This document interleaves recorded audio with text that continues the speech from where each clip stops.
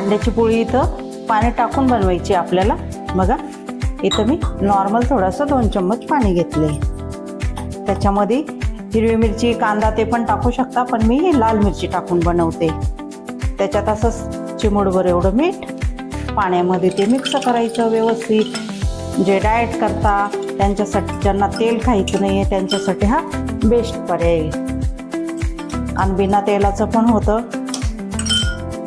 आपलं एक अंडा एवढं फोडून घेतलं, त्याच्यानंतर ते आपण मिरची मीठ पाण्यामध्ये मिक्स करून घेतलेलं, त्याच्यामध्ये एक अंडा असं हे मिक्स करून घ्यायचं, व्यवस्थित असं मिक्स करून घेतलं। आता आपण तव्यावर टाकू। तव्यावर कुठलं पण काही तेल वगैरे टाकलेलं नाही, कारण की आपल्याला हे बिगर तेलाचे बनवायचे। अशा पद्धतीने आपण सर्व बाजूने पसरून घेतलं पाहिजे। गॅस कमी होता, थोडंसं जोरात करायचं।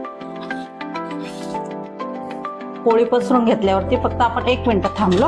आता अशा कडा व्यवस्थित काढून घ्यायच्या त्याच्या चव बाजूने, आधी असं उलटणीच्या साह्याने, मग आपल्याला हळूच उलटणीमध्ये घालून असं त्याच्यावरती पलटी मारून घ्यायचं। बिगर तेलाचं अंड्याचं आपल्याला ऑमलेट पण म्हणतात त्याला, अंड्याची पोळी इथे आपली तयार झाली।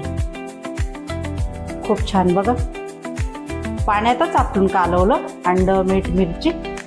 असं तुम्ही बनवून बघा, तुम्हाला आवडत। दोन्ही बाजूने तुम्हाला दाखवली, या पद्धतीने तुम्ही पण बनवून बघा। माझी रेसिपी आवडल्यास माझ्या चॅनलला लाईक करा, शेअर करा, सबस्क्राईब करा।